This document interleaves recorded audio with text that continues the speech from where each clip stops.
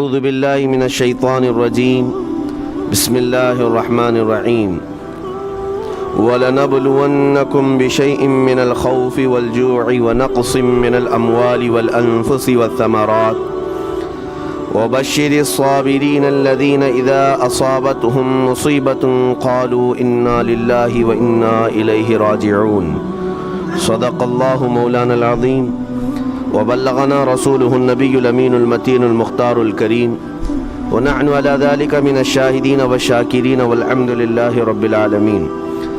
بارگاہ رسالت معاب صلی اللہ علیہ وسلم میں درود پاک کا ہدیہ پیش کریں۔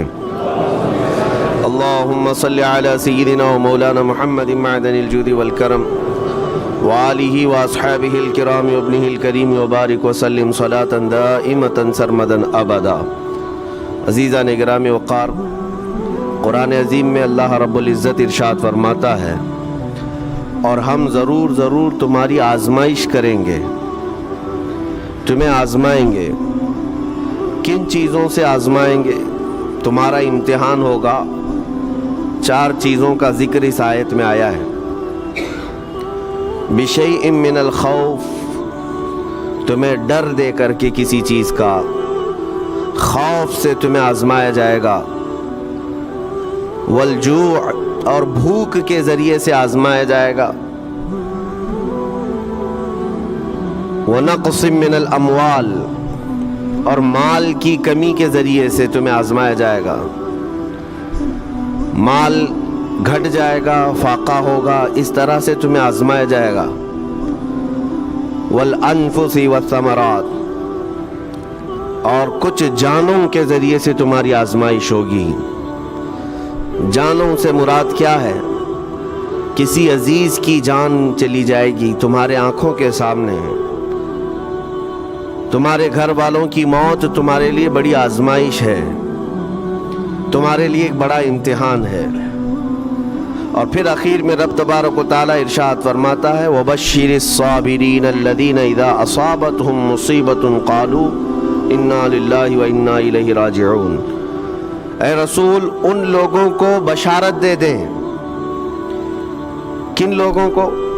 ان لوگوں کو بشارت دے دیں جن کے پاس مصیبت آتی ہے تو یوں کہتے ہیں ہم اللہ ہی کے ہیں اور اللہ ہی کی طرف لوٹنے والے ہیں۔ مصیبتوں کے وقت جنہوں نے کہا انا للہ و انا الیہ راجعون، رب تعالیٰ فرماتا ہے رسول انہیں بشارت دے دیجیے۔ کس بات کی بشارت؟ کس بات کی خوشخبری؟ اولئک علیہم صلوات من ربہم ورحمہ واولئک هم المہتدون۔ اللہ فرماتا ہے یہ وہ لوگ ہیں جن پر ہمیشہ اللہ کی رحمتیں اترتی ہیں۔ جنہوں نے انا للہ و انا الیہ راجعون کہا، یہ وہ لوگ ہیں جن پر اللہ تبارک و تعالیٰ کی طرف سے ہر وقت رحمتیں اترتی ہیں، اور یہی لوگ ہدایت پائے ہوئے ہیں، یہی لوگ ہدایت والے لوگ ہیں۔ اس پوری آیت کے اعتبار سے اگر میں آپ کو بتاؤں تو پتہ یہ چلے گا، ریزلٹ اس کا یہ ہے کہ مصیبتوں کے وقت صبر کرنا یہ ہدایت۔ ہدایت، اگر آپ ہدایت پر ہیں یا نہیں یہ دیکھنے کے لیے مصیبتوں کے وقت ہی آپ کو دیکھا جائے گا۔ گھر میں کسی کا انتقال ہو جائے اور پھر دیکھا جائے گا کہ تمہاری زبان سے الفاظ کیا کیا نکلتے ہیں، تم شکایتیں کن کن باتوں کی کرتے ہو، پھر دیکھا جائے گا ہدایت پر ہو یا گمراہ ہو۔ ایک روایت میں یہ بھی ہے کہ جب کسی کے بچے کا یا کسی کے بھائی کا یا باپ کا انتقال ہوتا ہے گھر میں، تو جنازہ اٹھانے سے پہلے ہی وہاں ایک فرشتہ آتا ہے۔ وہ فرشتہ گھر والوں کا معائنہ کر رہا ہوتا ہے کہ کون کون کیا کیا کہہ رہا ہے۔ رب ذوالجلال ہر چیز کی خبر رکھتا ہے، لیکن فرشتوں کو اسباب بنایا گیا ہے اور گواہ بنانے کے لیے انہیں یہ ڈیوٹی دی جاتی ہے۔ ہر ایک کی زبان سے نکلے ہوئے الفاظ وہ سنتا ہے اور جا کر کے رب تعالیٰ کی بارگاہ میں عرض کرتا ہے۔ اللہ تعالیٰ پوچھتا ہے کہ میں نے فلاں کے گھر سے ایک جان لے لی، ان کا عزیز بیٹا چلا گیا، بھائی چلا گیا، ماں چلی گئی، وہ لوگ میرے بارے میں کیا کہہ رہے تھے؟ فرشتہ کہتا ہے اے رب ذوالجلال، ان لوگوں کے زبان پر شکر کے الفاظ تھے، وَإِنَّا لِلَّهِ وَإِنَّا إِلَيْهِ رَاجِعُونَ کہہ رہے تھے۔ اور وہ صبر کر رہے تھے. میں نے گھر والوں کے سب حالات دیکھے. اللہ تعالیٰ فرماتا ہے اے میرے فرشتے تو گواہ رہنا، میں نے ان سے جو چیز لیا ہے اس سے کئی گنا زیادہ نعمت انہیں عطا کروں گا، اس سے بہتر نسل انہیں دی جائے گی، اور ان کے غم آج جتنے ہیں اس سے کئی گنا زیادہ خوشیاں میں انہیں جنت کی عطا کروں گا جنہوں نے میری دی ہوئی مصیبت پر صبر کیا. اور کوئی گھر ایسا ہوگا جس گھر سے فرشتہ جا کر کہے گا کہ مولا اس گھر والے تو بے قابو تھے، جو منہ میں آیا بکے جا رہے تھے، وہ تو یوں کہہ رہے تھے کہ اللہ کو کیا ہمارا ہی گھر ملا، ہمارا ہی بچہ جانے کو تھا، ہمارے ہی گھر میں یہ آفت آنے کو تھی. اس طرح کے الفاظ وہ کہہ رہے تھے اور رب تبارک و تعالیٰ کو ظالم کہہ رہے تھے. اللہ تبارک و تعالیٰ اپنے جلال کا اظہار فرماتا ہے، ارشاد فرماتا ہے فرشتے کو اے فرشتے تو گواہ رہنا، انہوں نے میرے بارے میں جیسا گمان کیا اب میں ان کے ساتھ ویسا ہی سلوک کروں گا. اللہ تبارک و تعالیٰ کے ساتھ یہ گمان جس طرح بندہ کرے گا اللہ تعالیٰ اس کے ساتھ اسی طرح کا سلوک فرمائے گا. اس کو ارحم الراحمین ہی تصور کرو. ہمیشہ رب تبارک و تعالیٰ مہربان ہے اور مہربان ہی اس کی طرف گمان کرنا بھی چاہیے مومن کو. انشاءاللہ العزیز مہربانی ہوگی اور بلکہ دلوں کا قرار اور سکون بھی رب تعالیٰ ہی عطا کرتا ہے. اے میرے عزیزو، یہ تمہیدی باتوں کے بعد میں اب عرض کرنا چاہتا ہوں. محرم الحرام کے مہینے میں کربلا کے واقعات سنتے ہی رہتے ہیں. میرے عزیزو، ہم بچپن سے لے کر اب تک ہر سال کربلا میں ہونے والے عظیم حادثے کو سنتے بھی آ رہے ہیں. 14 صدیوں گزر جانے کے بعد بھی اس واقعے کو یاد کرتے ہیں تو آنکھیں بھیگ جاتی ہیں. اس میدان میں، وہاں کے ریگزاروں میں رسول کریم صلی اللہ تعالیٰ علیہ وسلم کے اہل بیت کا جو امتحان تھا وہ کتنا سخت تھا، کتنا کٹھن تھا. کسی ایک کے ساتھ کوئی معاملہ ہو جائے تو سمجھ میں آئے. امام عالی مقام سید الشہداء امام حسین رضی اللہ تعالیٰ عنہ کو کتنا بڑا امتحان دینا پڑا ہوگا.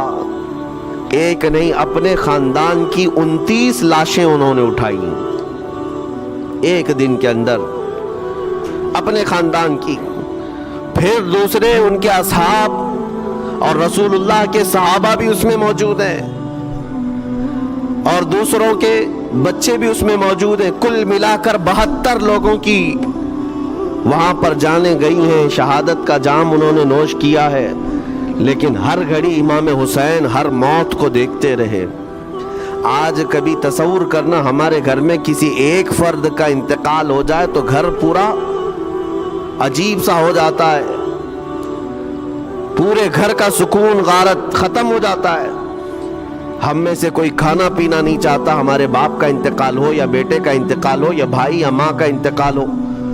لیکن امام حسین کی وہ بات مجھے یاد آتی ہے جب اپنے جوان بیٹے علی اکبر کی لاش پر گھوڑے دوڑتے ہوئے بھی دیکھ رہے تھے. اپنے سگے بھتیجے امام قاسم کا سر الگ کر دیا تھا یزیدیوں نے اور اس سر کو اپنی گود میں رکھ کر کے بیٹھے ہوئے تھے. اپنے سگے بھائی حضرت عباس علمبردار کے، ان کے آنکھوں کے سامنے دونوں ہاتھ کاٹے گئے تھے اور حضرت عباس کے سینے میں نیزہ مار کر کے انہیں گرایا گیا تھا. اتنا ہی نہیں میرے عزیزو، امام حسین اس خونی منظر کو اپنی آنکھوں سے دیکھیں جب 6 ماہ کے علی اصغر کو لے کر پانی طلب کرنے گئے تھے تو یزیدیوں نے گلے پر تیر ایسا لگایا تھا کہ خون کا فوارہ مولا حسین کے چہرے پر آ کر لگ گیا. پورے کربلا کے واقعات پڑھنے کے بعد میں نے محسوس کیا اتنے پورے واقعے گزر جانے کے بعد بھی ایک چیز کربلا میں نہیں ہوئی، باقی سب آفتیں آئی ہیں، ایک چیز نہیں ہوئی. وہ کیا ہے؟ امام حسین کے زبان سے کوئی شکایت نہیں ہوئی، کوئی شکوہ نہیں تھا. یہ نہیں تھا کہ سارے بجلیاں ہم پر گر پڑی ہیں، اس خاندان کا کون ہے؟ سوائے زین العابدین کے اس پورے خاندان میں کوئی مرد باقی نہیں رہا. پورے خاندان کے بچوں کو، ان کے بڑے مردوں کو، سب کو وہاں پر شہید کر دیا گیا تھا. میں عرض تو کر رہا ہوں ایک خاندان کے 29 لوگوں کی لاشیں میدان میں پڑی ہوں. وہ کیسا منظر ہے. ایک تو میں امام حسین کے صبر کو دیکھتا ہوں. اللہ تعالیٰ نے فرمایا آیت کریمہ میں کہ ہم تمہیں آزمائیں گے, آزمائش کریں گے کچھ جانیں لے کر کے, لیکن میں سمجھتا ہوں اتنی بڑی آزمائش کہ ایک ہی دن میں ایک ہی خاندان سے 29 لوگوں کی جانیں گئی ہو, اس سے بڑی آزمائش ہوگی. یہ کتنی بڑی آزمائش ہے اور کتنا بڑا امتحان ہے. اب یہ بھی میں آپ کو بتا دوں کہ کس کے ساتھ کیسی آزمائش ہوتی ہے, کس کے ساتھ کیسا امتحان ہوتا ہے. آپ کو سردی بخار دے کر کے آزمایا جاتا ہے, کسی اور کو کچھ اور بیماریاں دے کر, یا کسی اور کو کسی اور مصیبت کے ذریعے سے. لیکن یہ آزمائش کی جو کیٹیگری ہے وہ کیسے طے ہوتی ہے بتاؤں. میرے آقا صلی اللہ تعالیٰ علیہ وسلم نے فرمایا جس کا ایمان جتنا بلند ہوگا ویسی ہی آزمائش آئے گی. یہ کربلا کے امتحانات سے یہ بات تو ثابت ہوتی ہے کہ امام حسین کے ایمان کا درجہ کیا رہا ہوگا, ان کے ایمان کا مقام کیا رہا ہوگا. اس ایمان کی بلندی کے اعتبار سے ان پر آزمائش آئی. اسی لیے تو بزرگوں نے فرمایا کہ ہم میں سے کوئی بھی امام حسین کے صبر کو نہیں پہنچ سکتا. استقامت اور صبر یہ دو چیزیں ایسی ہیں اچھے اچھے لوگوں کے پیر ڈگمگا جاتے. استقامت کا مطلب ہے ڈٹے ہوئے رہنا حق پر, اور یہ سب کو نہیں مل پاتا, یہ خصوصیت سب کو حاصل نہیں ہوتی. ایک امام حسین کی وہاں پر ہم نے استقامت دیکھی اور ان کا صبر دیکھا. دوسرے سب سے بڑا صبر جو ہم نے دیکھا ہے وہ سیدہ زینب رضی اللہ تعالیٰ عنہا کا. وہ خاتون امام حسین کی سگی بہن ہے, سیدہ فاطمۃ الزہرا کی بیٹی ہیں, حیدر کرار کی نور نظر میرے آقا صلی اللہ علیہ وسلم کی گود میں کھیلی ہوئی ہیں. سیدہ زینب سلام اللہ علیہا جب وہ کربلا کے میدان میں موجود تھیں, ان کی عمر مبارک بھی تقریباً 55 سال کے قریب تھی. 55 سال کی اگر خاتون میدان میں یہ تمام خونی مناظر دیکھ رہی ہو, ہماری عورتوں کو آپ جانتے ہیں کہ ایک چھوٹی سی مصیبت پر واویلا مچاتی ہیں, اور سیدہ زینب وہ ہیں جن کے خود سگے شہزادے اون اور محمد ان کی آنکھوں کے سامنے مارے گئے تھے اور ٹکڑے کیے گئے تھے. سیدہ زینب سلام اللہ علیہا اس پر بھی خاموش رہی. لیکن اندازہ کرو جب سارے شہید ہو گئے تھے, امام حسین اپنے خیمے سے نکلنے کو تھے, جب کربلا کے میدان میں خود گھوڑے پر سوار ہونے کو تھے, جانتے ہیں یہ منظر کیسا رہا ہوگا. عورتیں تو ماتم کرتی ہیں ایسے حالات میں, لیکن وہ اہل بیت کی عورتیں تھیں. سیدہ زینب خود کھڑی ہوئی اور اپنے خیمے میں امام حسین کو لے گئی. ایک صندوق تھا پرانا, اس کو کھول کر کے اس میں سے ایک جبہ نکالا اور کہا میری ماں نے مجھے یہ وصیت کی تھی کہ جب حسین میدان میں اترنے کی اس کی باری آئے تو اس دن ہو سکتا ہے وہ مجھے یاد کرے. زینب اگر تو اس دن باقی رہے, تو اس دن زندہ رہے, تو اپنے ہاتھوں سے یہ حسین کو جبہ پہنانا. سیدہ زینب سلام اللہ علیہا انہوں نے خود اپنے ہاتھوں سے امام حسین کو یہ لباس پہنایا. کیا اس مقام پر کوئی اتنی طاقت رکھتا ہے کہ پورا گھر لٹ گیا ہو اور اپنے سگے بھائی کو جبہ پہنا کر کسی شادی میں نہیں پھر جنگ کے میدان میں اتار رہے ہو؟ اس خاتون کے استقامت پر لاکھوں سلام. سیدہ زینب سلام اللہ علیہا وہ معمولی خاتون نہیں ہے, صبر کا پہاڑ تھیں. میں آپ کو بتاؤں مصیبت کے وقت ایک بار کسی کا قتل ہو جائے تو وہ ایک موت ہے, لیکن یہاں پر کربلا کے میدان میں سیدہ زینب جتنی موتیں دیکھ رہی تھی ہر موت پر ایک موت کی تکلیف ہے, ہر موت پر ایک موت کی تکلیف, لیکن وہ صابرہ و شاکرہ رہیں. پوری تاریخ میں ڈھونڈ کر کے آپ نکالیں, کہیں پر بھی سیدہ زینب نے نہ اپنے بال نوچے, نہ کپڑے پھاڑے, نہ چہرے پر ہاتھ مارا. بلکہ ایسا صبر کا دامن پکڑی رہی کہ پوری زندگی بھر انہوں نے صبر کی تلقین کی تمام خواتین کو. گھر لٹانا، گھر کٹانا، کوئی سر کٹانا کوئی تم سے سیکھ جائے، جان عالم ہو فدا اے خاندان اہل بیت.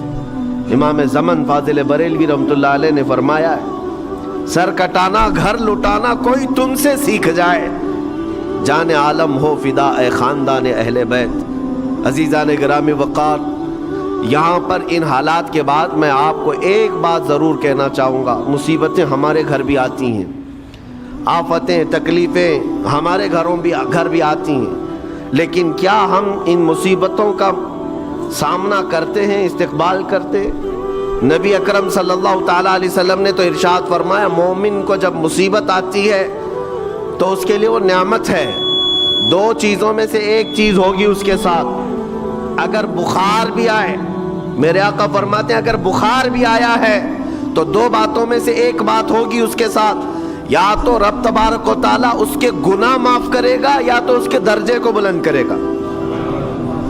مصیبت اگر آئے تو ایک بات یاد رکھنا، رب تبارک و تعالیٰ اپنے محبوب بندوں کو، پسندیدہ بندوں کو آزمائش میں ڈالتا ہے. ورنہ جو لوگ یہ سمجھتے ہیں کبھی طبیعت خراب ہی نہیں ہونا چاہیے تو فرعون بن جاتے ہیں. ایسے لوگ، فرعون کو 90 سال تک نہ کبھی سردی آئی نہ بخار، کبھی کوئی بیماری نہیں. اور جب بندہ کبھی بیمار نہیں ہوتا تو اپنے آپ کو خدا تصور کرنے لگ جاتا ہے، میں تو دنیا کا سب سے مضبوط آدمی ہوں، مجھے کچھ نہیں ہوتا. لیکن مصیبتیں دے کر کے رب تبارک و تعالیٰ تمہیں تمہاری حقیقت بھی بتاتا ہے، اور انسان کو انسان کی لمٹ میں رہنا سکھایا جاتا ہے. تمہاری حیثیت صرف اتنی ہے کہ اگر نس رک گئی، دل کی دھڑکنیں ایک آن کے لیے اگر رک گئی تو سب ختم ہے. اس لیے تمہیں رب تبارک و تعالیٰ کے حضور جانا ہی ہے تو صبر بھی سیکھو اور شکر بھی سیکھو. آج مصیبتیں اور آفتیں آتی ہیں تو واویلا کرنے والوں کے لیے میرا میسج ہے، اللہ تبارک و تعالیٰ تمہاری ہر بات کو دیکھ رہا ہے. تمہارے چیخنے سے، چلانے سے، تمہاری شکایت کرنے سے گئے ہوئے آدمی کی جان واپس تو نہیں آنی ہے. تمہارا عزیز ترین بھائی مر گیا، تم جس سے سب سے زیادہ پیار کرتے تھے وہ بیٹا انتقال کر گیا. مجھے بتاؤ، تم 10 لوگوں میں چیخو گے، چلاؤ گے، رب تعالیٰ کے حضور بری بری باتیں بھی کرو گے تو کیا وہ گئی ہوئی جان واپس آ سکتی ہے؟ میرے عزیزو، یہ وہ حکومت نہیں ہے کہ تمہارا احتجاج کرنے پر قانون واپس لے لیا جائے. تمہارے سب مل کر کے پروٹیسٹ کرنے سے حکومتیں اپنے فیصلے واپس لے سکتی ہیں، لیکن وہ رب ذوالجلال شہنشاہ اعظم کا قانون ہے. وہاں نبیوں کی بھی جو روح لی گئی، وہاں پر اللہ تبارک و تعالیٰ نے اپنے محبوب نبیوں کی بھی روح کو قبض کرنے کا حکم دیا. تو کیا سب کے غم منانے سے وہ روحیں واپس کرنے کا فیصلہ کیا گیا ہے؟ نہیں میرے عزیزو، اس عالم میں، اس کائنات میں پھر کوئی ہمارے رونے، چیخنے، چلانے سے واپس نہیں آتا. ہاں، غم کرنا اپنی جگہ پر ہے، لیکن غم کا شرعی طریقہ کیا ہے؟ میرے آقا صلی اللہ تعالیٰ علیہ وسلم نے بھی غم فرمایا. آپ کے عزیز بیٹے سیدنا ابراہیم جب انتقال کر گئے، میرے آقا کی آنکھوں میں آنسو تھے. حضور پاک صلی اللہ تعالیٰ علیہ وسلم کی آنکھوں کے سامنے سیدہ خدیجۃ الکبریٰ کا انتقال ہوا. حضور غمگین تھے، لیکن غم کا مطلب کبھی یہ نہیں ہوتا کہ اللہ کی بارگاہ میں شکایت کریں، تو نے میرے ساتھ ایسا کیوں کیا؟ یعنی تم حکم دو گے، رب تبارک و تعالیٰ کو تم مشورہ دو گے کہ کس کے ساتھ کیا کرنا ہے. اس لیے ان مواقع پر ہم سب کی آزمائش ہے، ہمارا امتحان ہے. ایسے معاملات جب بھی آتے ہیں، دیکھیں میں آپ کو ایک اور باریک بات بتا دیتا ہوں. یہ ہم آج تقریر کر رہے ہیں، ہو سکتا ہے آپ بھی سن رہے اور اچھی طرح سمجھ رہے ہیں، لیکن خود کے گھر پر جب آ جائے تو تقریر بھی یاد نہیں رہتی، نصیحت بھی یاد نہیں رہتی. غم کا غلبہ زیادہ ہو جاتا ہے. ایسے اوقات میں حکم کیا ہے مومنین کو؟ میرے گھر پر، میں جانتا ہوں شکایت نہیں کرنا چاہیے، میں جانتا ہوں غموں کے وقت صبر کرنا چاہیے، پھر بھی اگر میرے گھر میں آ گئی مصیبت تو مومنین کے لیے حکم یہ ہے کہ تم نے اب تک جو سنا تھا حدیثیں وغیرہ اس کو یاد دلاؤ، یعنی مجھے یاد دلاؤ۔ یہ مت سوچو کہ مولانا صاحب ہیں، مفتی صاحب ہیں، امام صاحب ہیں، ان کو تو سب معلوم ہوگا۔ غم کا غلبہ جب آ جاتا ہے تو اچھے اچھوں کو یاد نہیں رہتا۔ مومنین کو کہا گیا ہے کہ وہ یاد دہانی کریں، جائیں غموں کے وقت ان کی حالت دریافت کریں اور انہیں صبر کی تلقین کریں۔ ہر ایک کے لیے ضروری ہے، یہ سوچ کر کے پیچھے نہیں ہٹا جائے گا کہ یہ تو بہت جانکار لوگ ہیں، یہ بہت پڑھے لکھے لوگ ہیں، ان کو تو سب پتہ ہے۔ نہیں، بلکہ حکم یہ ہے کہ جس کے ساتھ بھی مصیبت آئے، مومنین دوسرے مومنین اسے صبر کی تلقین کریں، اسے جا کر کے حوصلہ دیں اور اسے تسلی دیں۔ اب میں آتا ہوں ان باتوں کی طرف جو لوگ مصیبتوں کو برا سمجھتے ہیں۔ ایک صحابی تھے، ان کی شادی ہو گئی ایک صحابیہ سے، نکاح ہوا تھا مدینے میں، سال بھر خوشحالی سے گزرتے رہے، بہت اچھے دن گزرے۔ سال ختم ہونے کو تھا کہ خاتون جو ہے لڑائی کرنا شروع کر دیتی، کہتی مجھے تمہارے ساتھ رہنا نہیں، مجھے طلاق چاہیے، ڈائریکٹ طلاق۔ تو صحابی نے کہا ہوا کیا؟ وہ صحابیہ کہتی تھی نہیں مجھے تمہارے ساتھ رہنا نہیں۔ اس صحابی نے کہا ٹھیک ہے، اگر ایسا ہی ہے تو حضور پاک صلی اللہ علیہ وسلم کے پاس چلتے ہیں، وہاں جا کر فیصلہ کرا لیں گے۔ تو صحابیہ مان گئیں، کہا چلو چلتے ہیں۔ تو دونوں چلے جا رہے تھے اپنے گھر سے، حضور پاک صلی اللہ علیہ وسلم کے دربار میں فیصلہ کروانا ہے۔ چلتے وقت راستے میں ایک پتھر سے ٹھوکر لگ گئی اس صحابی کو، اور اتنی تیز ٹھوکر لگی کہ ان کا ناخن اکھڑ گیا۔ اب وہ ان کی خاتون جو بیوی صحابیاں ہیں، وہ فوراً اپنے دوپٹے کا کپڑا پھاڑ کر کے انگلی کو باندھتی ہیں اور خون روکتی ہیں، اور اس کے بعد کہتی ہے چلو واپس گھر چلتے ہیں۔ گھر واپس آنے کے بعد وہ کہتی مجھے طلاق نہیں چاہیے، ساتھ میں رہوں۔ کہا عورتوں کا موڈ، عورتوں کا اس طرح کا فیصلہ کیا بات ہے؟ وہ صحابیہ کہتی ہے میں نے سنا ہے کہ جب کبھی کوئی بندہ بیمار نہیں ہوتا تو اللہ اسے پسند نہیں کرتا۔ میں نے جب سے تم سے شادی کی ہے، سال بھر ہو گئے، ایک بار بھی تم کو بیمار ہوتے نہیں دیکھا۔ مجھے ایسا لگنے لگا کہ کہیں تم اللہ کے ناپسندیدہ بندے تو نہیں ہو، اس لیے میں تمہارے ساتھ نہیں رہنا چاہتی تھی۔ اب جب راستے میں ٹھوکر لگ کر ناخن اکھڑ گیا تو مجھے احساس ہوا کہ اللہ تجھے بھی پسند کرتا، میں تیرے ساتھ رہنے کو تیار ہوں۔ وہ صحابیہ تھیں۔ میرے عزیزو، اس کا مطلب یہ نہیں کہ ہم آپس میں ایک دوسرے کے بیمار ہونے کی انتظار میں رہیں۔ شوہر یہ سوچے کہ میری بیوی بیمار کیوں نہیں ہوتی، اور بیوی یہ سوچتی رہے کہ میرا شوہر بیمار کب ہوگا۔ وہ توکل کا اعلیٰ درجہ ہے۔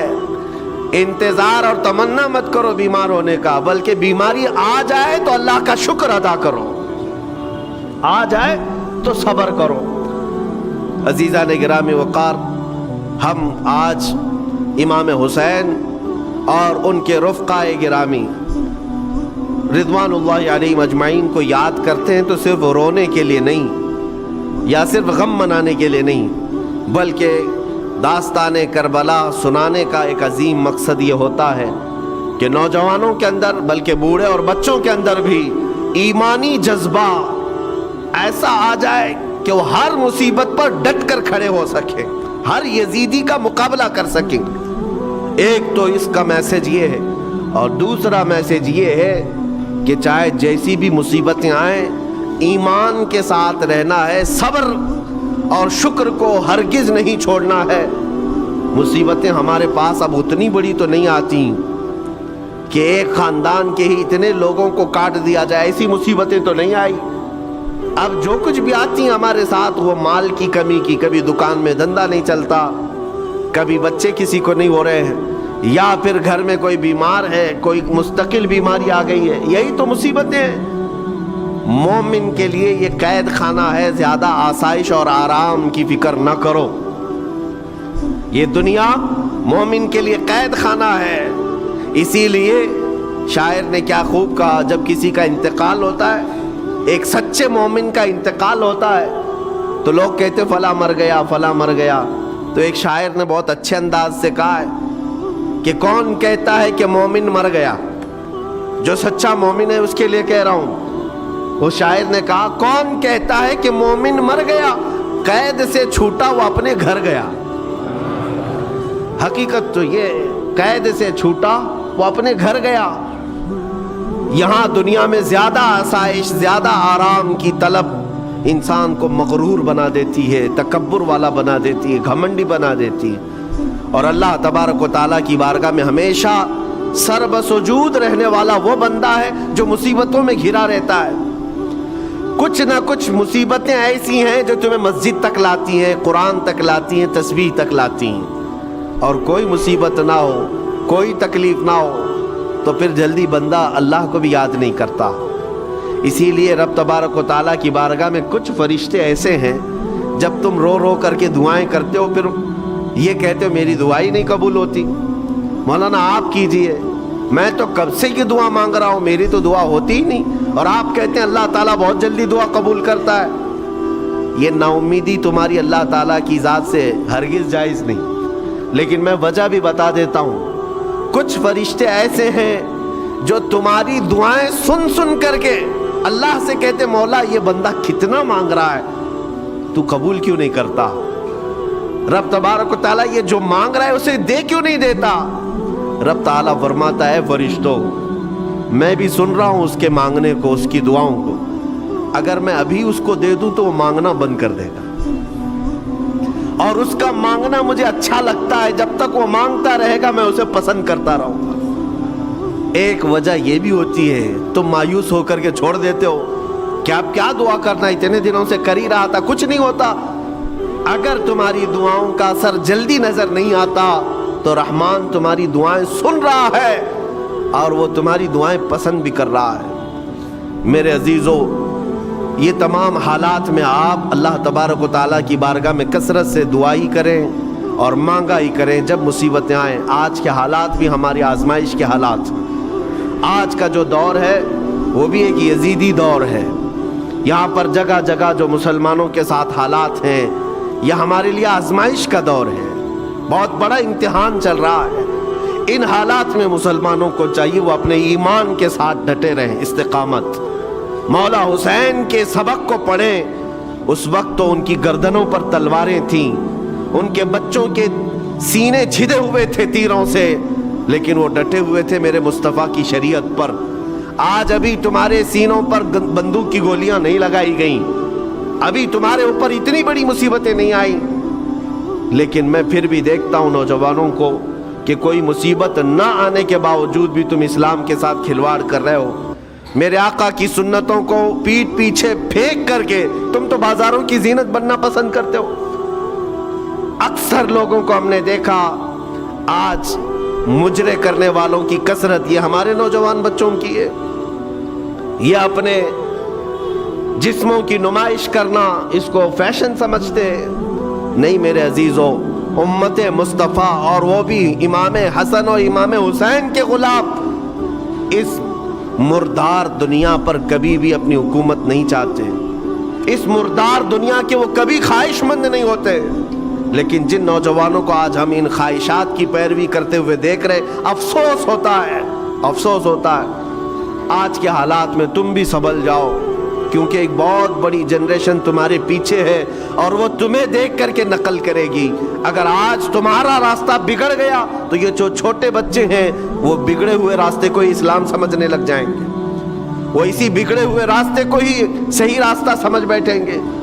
اسی لیے آج نوجوانوں کی کثرت میرے آقا صلی اللہ تعالیٰ علیہ وسلم کے عاشقوں کی ہونا چاہیے.